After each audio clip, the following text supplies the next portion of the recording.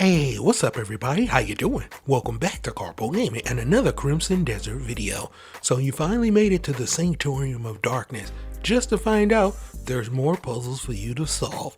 Well, no worries, I got your back. I'm going to show you how you can complete this the easy way. You know what to do now. Once again, thanks for watching everybody. Without further ado, ladies and gentlemen, let's get started. Now, before you even make it to the Sanctorum, you need to get through a lot, like defeating Perseus, going through a few different abyss. Well, no worries, I got your back. Start off your adventures right there. I have all of these different trials posted on the channel. Now, once you finish the path of trials, right behind it is where we're going to get started with our adventures to the next one. The next one is the Sanctorum of Darkness.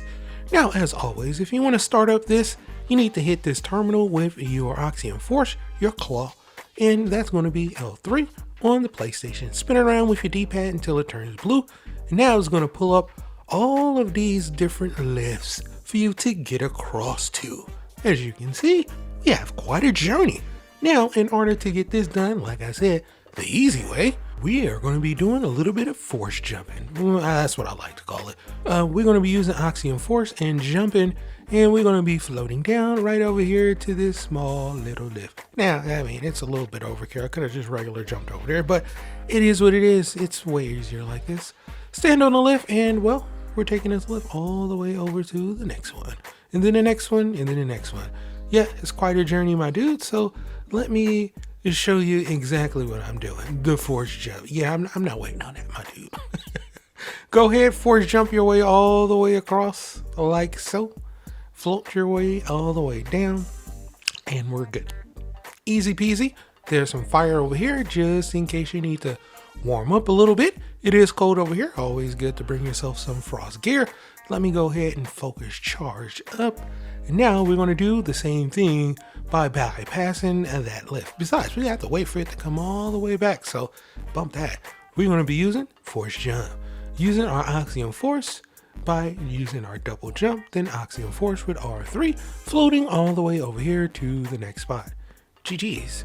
Now that we are over here, now we need to go ahead and do this yet again, but we need to make our way up to the top.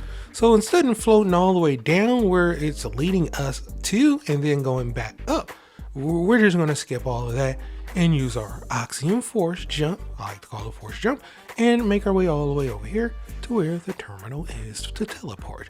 Alright, now that we have finished teleporting, well, this is where the puzzle comes. Now, the puzzle, I actually don't know what you're supposed to do because I kind of brute forced it and I got this done super easy, my dude. So let me explain to you how I got it done. Now, once you make your way over here and finish teleporting, there's a few more jumps that we need to do, my dude.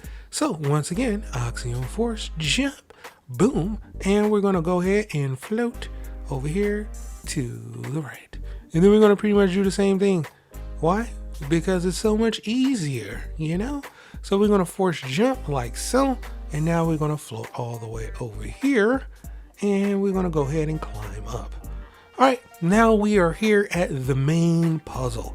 Now, like I said, this puzzle, I actually don't know what to do, my dude, because I brute forced my way in here. I'm gonna show you how you can get this done the easy way.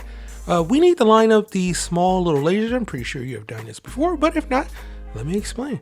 You want to go ahead and use your Axiom Force, once again, your claw, in order to spin those lasers. Make sure you hit this save point too, all right, and create yourself a save, which I did. And yeah, all right, now we're good to go. Okay, back over here to the lasers. Like I was saying, use your Axiom Force to spin this around. How do you do that? Well, we're going to come over here and use our Axiom Force, our claw with L3, then using our D-pad to line up the laser to hit the small little blue little terminal to, I guess, attach the energy to this side. Is going to spin the small little turbines, and we're pretty much halfway done. Here's the thing. The next part, well, there's pretty much the same thing that we need to do, except for it's not turned on just yet. So we need to turn it on.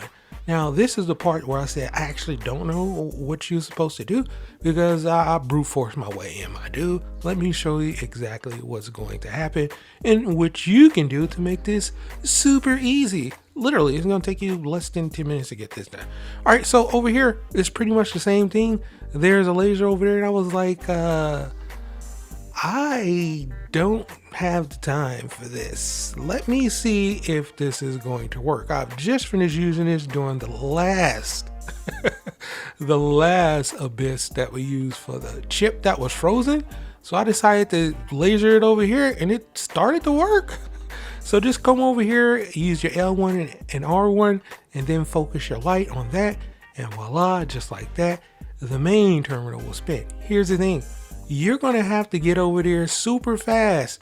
Otherwise, the electricity is going to leave out since we actually didn't connect the terminal. And we're going to have to do this all over again or just do it the normal way, which I don't know. So I kind of just screwed up everything right here. The jump, everything. And the electricity is off. By the time I go to Axiom Force, it's too late. It's too late. Yeah, snafus, bro. It happens. Back to normal. Had to do it all over again. So this where I was like, man, I was super close to actually getting that done. The other lasers lined up. Then I was like, you know what? I was going to float over there to the other side. Then I was like, I'm going to do it right here.